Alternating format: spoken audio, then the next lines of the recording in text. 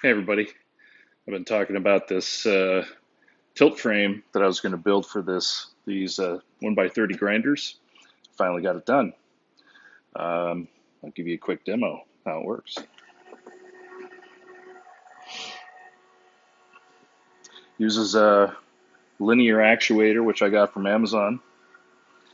Was simple enough to deal with. It uses something like a laptop power supply, and I can control the angles down to the degrees. That's about just under 20.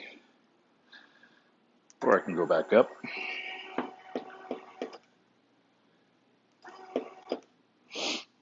Come in around 15 or so. Um, and it's slow enough that I can adjust that to exact if I want it.